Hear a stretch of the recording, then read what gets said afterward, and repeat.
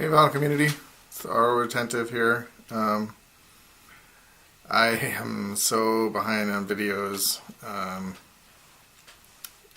I bought or got a couple records after Record Store Day, and since then been to a show and picked up a record and won a record. So I have a lot of things to share with you, but I just felt like I needed to do, along with all of us, probably the Prince tribute.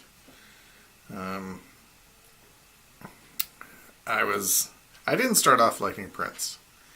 To this day, I'm still not a big fan of Little Red Corvette, and when that came on, I was like, ugh, and I hadn't heard anything really previous to that. That was kind of the first time that Prince came to my ears. But I thought Delirious was pretty good. And then one night we were at a friend's house, and they're like, hey, we just rented Purple Rain, we're going to watch this. And I was like, Prince. But watching that movie, it changed me. I got to see him actually play, and, you can question his acting abilities if you want, but there's no questioning that he jammed in that movie, and the music was fantastic. And so that was the first Prince that I got, probably along with Half the World, the Purple Rain album. But then I started going back in time, listening to stuff, and I'm like, oh, this is pretty good too. And I, went back to all the old ones, and I really dug it. And then when he released Around the World in a Day, that was it. I was like, this was more, less of the controversial, sexual persona stuff, and more, mind thinking songs, I guess, sort of. I don't know how to describe it, but, and he wasn't like just totally rocking out the whole album. He had slower songs and, just kind of an all-around mix, and I started to really begin to appreciate, his songwriting and his playing as well. And so from that point on, anything that came out, I was buying it. Even the infuriating Love Sexy with the CD was like all one long track, but it wasn't indexed, so you put it in the CD player, and the entire album was track one. So I was like, oh. But so yeah, I followed Prince. I've got tons of bootlegs and stuff that I had, and then it actually got released later. It was very interesting. Digital file days. What are you gonna do? So then when I started recollecting records, I came across this one. Just, Prince. And I paid an extraordinary sum for this one, $10. But I thought, what, I'll start at the beginning or close to it, and get these again. And then, that was the one I actually bought. Just got this for $1 at the Goodwill. The Emancipation CD, triple CD. Can't beat that for $1. It's good for the car. Probably will not end up getting that one on vinyl, if it even exists on vinyl. But then last year, almost, interestingly, a year ago, well, it'd be a year ago yesterday. No, sorry. A year and a week from yesterday. My good friend Dalton passed away, and I got his records, so I knew that he liked some Prince, but I didn't realize that he had these albums in his collection. So he had, Prince, and For You, Controversy, Prince. So I don't know what the difference between those Prince and Prince is. What is this one called? Oh, this is Dirty Mind. Sorry, not Prince. It says Prince across the top, but it's Dirty Mind. 1999. of course, Purple Rain, and Around the World in a Day. So it's actually a very nice collection, you know, from beginning to Around the World in a Day album that I really dug so much.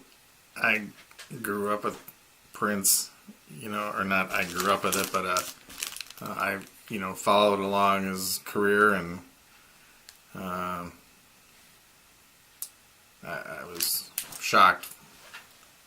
Actually, my wife texted me and asked me if I heard about it, and I, of course, jumped on the internet, saw all these stories, and, you know, for a while I was like, it's not really him.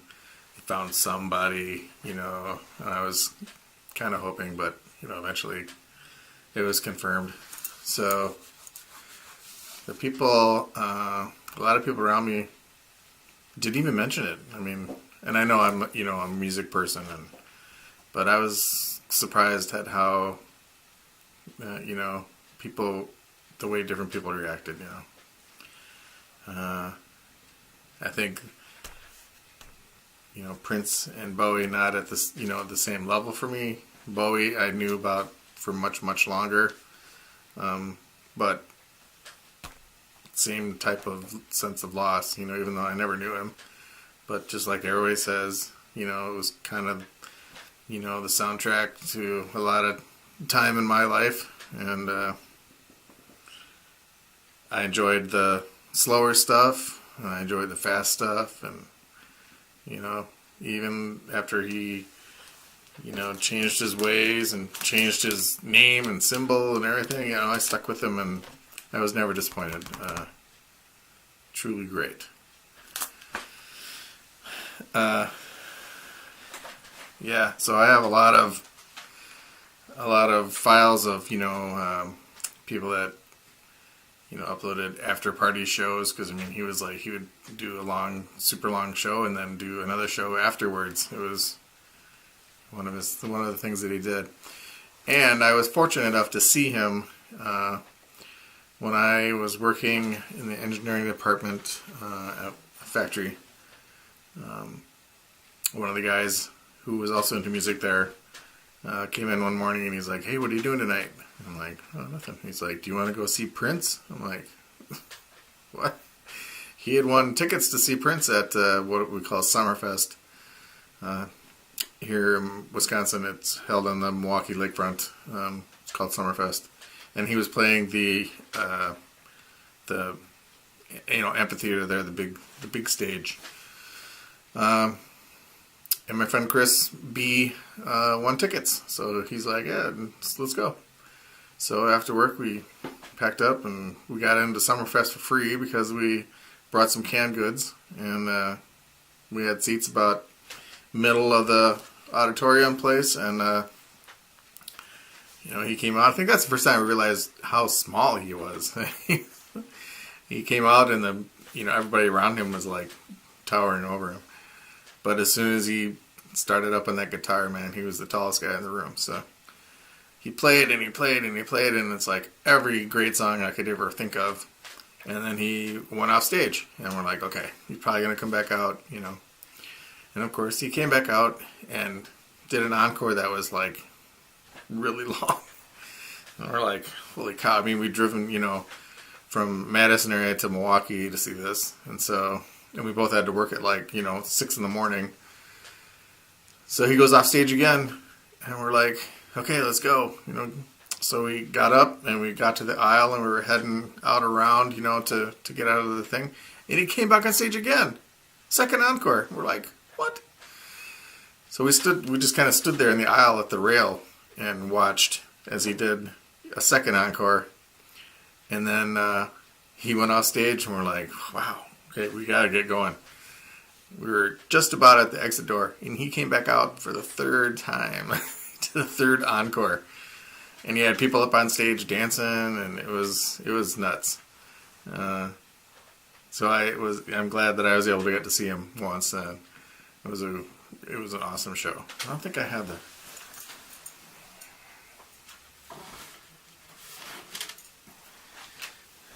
This is my ticket stub booklet.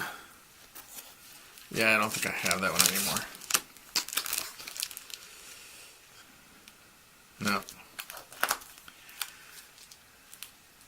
Here's my, just as a while we're here kind of thing. Here's my ticket stub for David Bowie. I saw him at the same place at Marcus Amphitheater. Yeah, that was 1987. Wow. So I was able to see David Bowie once too. So that was, you know, some of those shows you just have to see. Alright, so that's my Prince story. Along with everyone else, I'm, you know, in shock and I can't believe it, but you know, we have the music at least, and I'm gonna go listen to this. Peace, everybody. Bye.